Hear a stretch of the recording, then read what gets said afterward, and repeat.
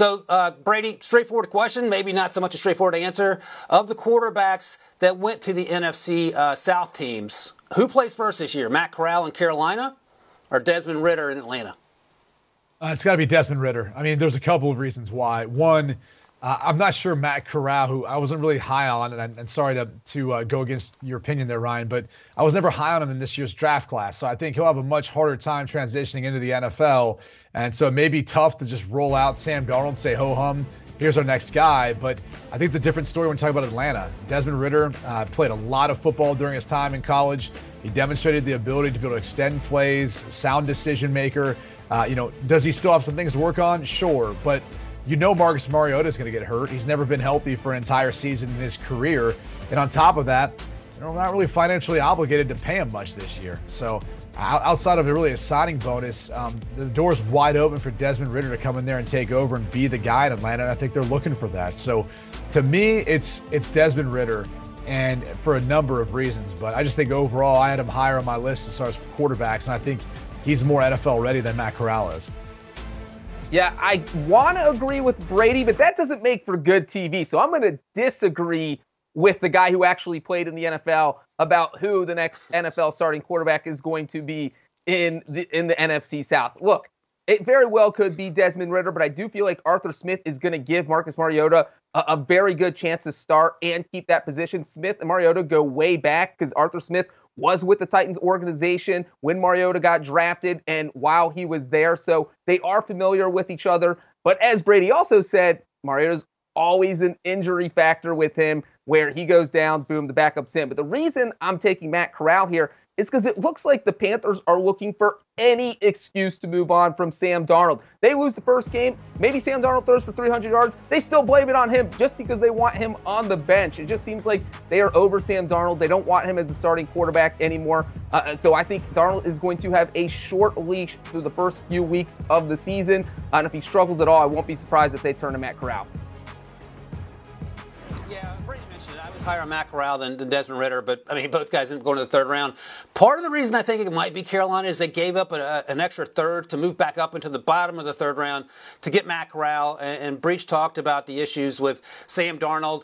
Unlike Arthur Smith, I feel like Matt Rule is firmly in the hot seat, so maybe he just starts throwing things at the wall if things go sideways early. Not that necessarily the Matt Corral's will be a better NFL player than Desmond Ridder. I don't know. And Brady talked about why Desmond Ridder has a chance to be really good. But these are two organizations that are currently going in the wrong way. It feels like the Falcons might be quicker to turn things around, but both teams are not good football teams as we sit here. And on that note, let's talk about some win totals for teams in this division here. Brady, I'll start with you, and then Breach, you can follow. I'll back clean up here. What team do you like, Brady, and what do you think they're going to do on their win totals?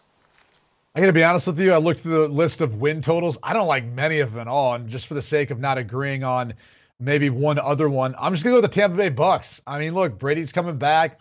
Who knows? Maybe Gronk comes back. Talked about Edelman joining the team as well. It seems like when Brady comes back, you can get the band back together. I don't have high praise or hopes really for this division outside of the Buccaneers, so if I have to, I'll take the over here and get a little juice there as well. But that's the only team I feel confident is going to be a playoff team and really can win this division.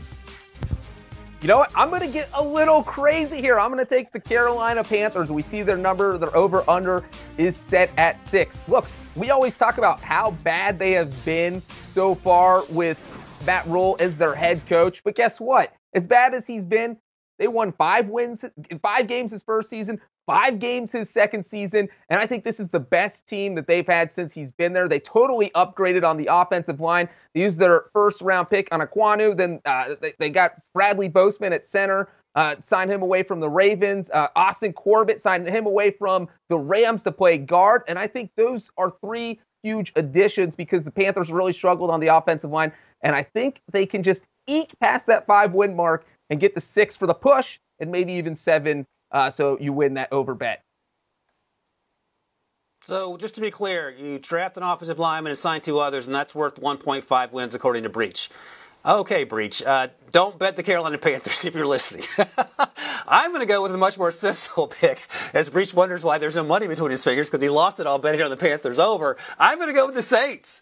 The Saints over 7.5. That feels like a layup. I know that Sean Payton's gone, but Carmichael's going to run the exact same offense he's been running.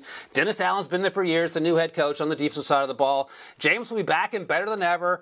Hopefully, fingers crossed, Mike Thomas plays. They have Chris Olave, Trevor Penning, who was part of the deal to move up, and they gave him a ton for it. So he needs to work out at either left or right tackle wherever he ends up. But again, the division outside of Tampa Bay isn't very good, so there are a lot of wins to be had within the division. And then just to get to 8 wins, you can still finish below 500 with just getting to the 8. So I like the over 7.5. Whatever you do, don't bet the over the Panthers. I'm saving you right now. If that team goes over 6 wins breach, I don't know what I'll do. I'll be very surprised. You'll get a tattoo. All right. There, yeah, yep. you'll get a tattoo. I'll get another I'll get another fake tattoo, and you guys can land base me about that. So let's see how the Carolina Panthers do in 2022. For now, we're going to take a little break. We've got one more segment to go, one more NFC division to cover, and we'll do it right after this break. Do you want a sports network that delivers everything that matters about the game? The highlights, the picks, the instant analysis, no yelling, no fake debates, no politics. Hit the subscribe button and never miss a moment.